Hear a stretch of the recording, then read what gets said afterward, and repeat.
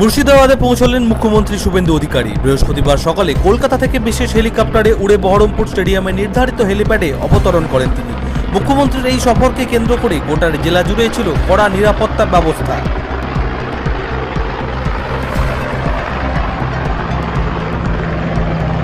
Stadium চত্বর থেকে প্রশাসনের শীর্ষ আধিকারিকদের উপস্থিতিতে কনভয় করে তিনি রওনা দেন কর্ণসুবর্ণের গোবিন্দপুরের উদ্দেশ্যে।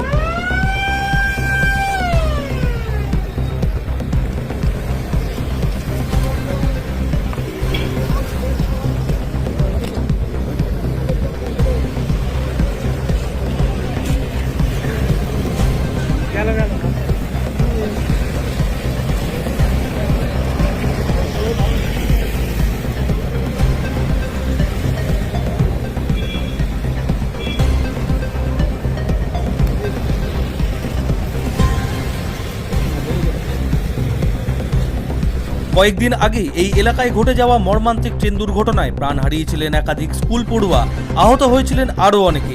সেই দুর্ঘটনার পর এবার সরাসরি ক্ষতিগ্রস্ত পরিবারগুলির পাশে দাঁড়াতেই মুখ্যমন্ত্রীর এই সফর বলেই প্রশাসনিক সূত্রে জানা গিয়েছে।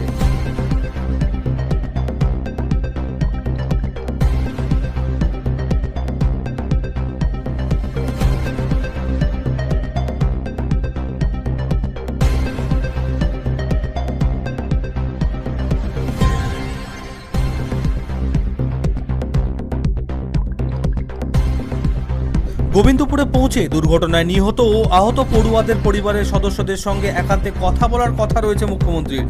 তাদের অভাব অভিযোগ এবং দুর্ঘটনার দিন কিভাবে সবকিছু ঘটেছিল সেই বিভীষিকাময় অভিজ্ঞতার কথা মন দিয়ে শোনার পাশাপাশি প্রয়োজনীয় সরকারি সহায়তার বিষয়েও আশ্বাস দিতে পারেন তিনি। একই সঙ্গে দুর্ঘটনাস্থল সরেজমিনে দেখে প্রশাসনের কাছে উদ্ধার কাজ, তদন্তের অগ্রগতি এবং বর্তমান পরিস্থিতি সম্পর্কেও বিস্তারিত রিপোর্ট নেওয়ার সম্ভাবনা রয়েছে তার। দীর্ঘক্ষণ গোবিন্দপুরে কাটানোর পর মুখ্যমন্ত্রী ফিরে আসবেন বহরমপুরে। সেখানে জেলা প্রশাসন, পুলিশ এবং সংশ্লিষ্ট দপ্তরের শীর্ষ আধিকারিকদের নিয়ে একটি উচ্চ পর্যায়ের বৈঠক হওয়ার সম্ভাবনা রয়েছে। দুর্ঘটনা পরবর্তী পরিস্থিতি, ক্ষতিগ্রস্ত পরিবারগুলির পুনর্বাসন, আইন শৃঙ্খলা এবং ভবিষ্যতে এ ধরনের ঘটনা রুখতে কি কি পদক্ষেপ নেওয়া যেতে পারে তাই নিয়ে মূলত আলোচনা হতে পারে বলে প্রশাসনিক সূত্রে খবর। সমস্ত কর্মসূচি শেষ করে এদিনই তিনি আকাশপথে কলকাতায় ফিরে যাবেন। গোবিন্দপুরে থাকাকালীন কি বললেন মুখ্যমন্ত্রী শুভেন্দু অধিকারী শুনে নেব। দেখতে থাকুন বাংলা নিউজ এমএসডি। আমাদের সকলের মুখ্যমন্ত্রী একদম ছোট্ট ছোট্ট ফুলের মতো বাচ্চাগুলো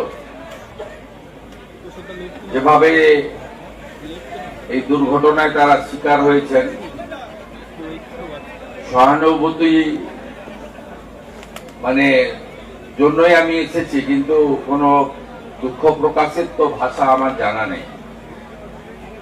পরিবারগুলোর পাশে আছে এটুকু বলতে পারি। আবারও বলি, অর্থ দিয়ে কখনো এই ধরনের ক্ষতি পূরণ হয় না। তবুও সরকারের দায়িত্ব রয়েছে, সরকার মানবিক, এবং সবচেয়ে কষ্টের এটাই এই ঘটনাটা এড়ানো যেত। প্রাথমিক তদন্তে রেল এবং পুলিশ যেটা আমাকে জানিয়েছে, গেটম্যানের যে দায়িত্ব জ্ঞানহীনতার কাজ, আমি এই রাজ্যের পুলিশ মন্ত্রীও বটে, আমি আপনাদের কথা দিয়ে যাচ্ছি, ওই গেটম্যান তার চূড়ান্ত শাস্তি হবে আইনের মধ্যে। এটা ক্ষমার অযোগ্য। আমি পরিবারগুলোর পাশে আছি, আমি প্রত্যেকের সঙ্গে আলাদা করে কথা বলেছি। দেখুন, এখানে চোখের জল দেওয়া ছাড়া আর অন্য কিচ্ছু নেই আমাদের দেওয়া।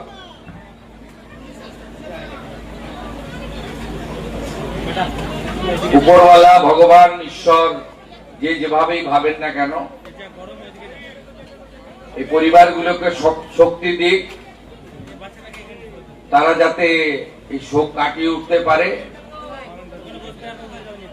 এবং পরিবারগুলো প্রত্যেকে, আমি দেখুন, প্রচারের জন্য আমি করি না কাজ, আমি যে অর্থ দিয়েছি সরকারি অর্থ, আমার অর্থ নয়।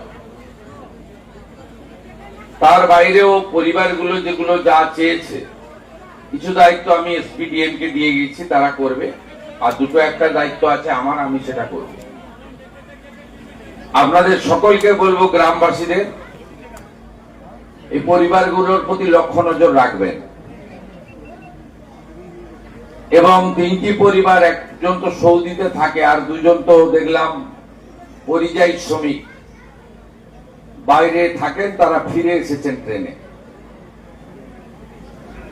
এই পরিবারগুলো যাতে কোনোভাবে একাকিত্ব ফিল না করে, আমাদের সকলের দায়িত্ব। যেমন পুলিশ প্রশাসনও লক্ষ্য রাখবে, আমিও নজর রাখবো, এই জেলা থেকে মন্ত্রী গৌরীশঙ্কর ঘোষ তিনিও নজর রাখবেন, তেমনি আপনারা সকলে এই পরিবারগুলোর প্রতি নজর রাখবেন, এটুকু আমি প্রার্থনা করি। আমরা অনেক চেষ্টা করেছি বহরমপুর মেডিকেল কলেজে আহতদেরকে সকলকে বাঁচানোর জন্য, পারিনি বাঁচাতে সবাইকে, এখনো 2 জন ভর্তি আছে। আমি এখান থেকে গিয়ে সেই 2 জনের সঙ্গেও দেখা করব।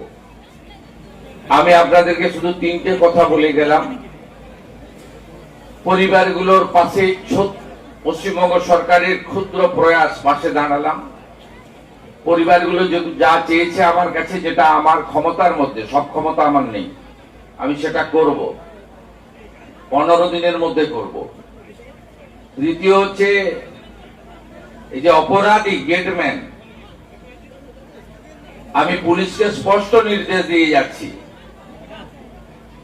জেলে থাকাকালীন তদন্ত শেষ করতে হবে, চার্জশিট দিতে হবে এবং কাস্টডি ট্রায়াল করিয়ে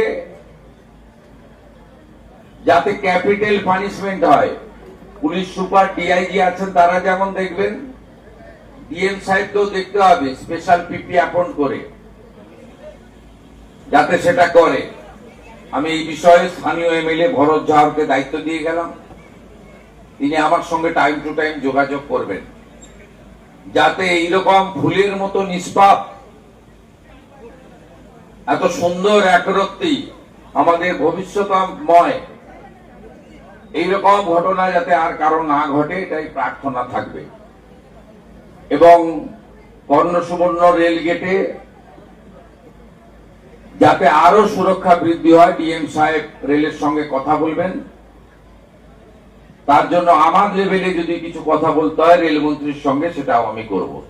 আমার আর কিচ্ছু বলার নেই, চোখের জল ছাড়া আপনাদের জন্য আমার দেওয়ার কিচ্ছু নেই। সবাই ভালো থাকবেন।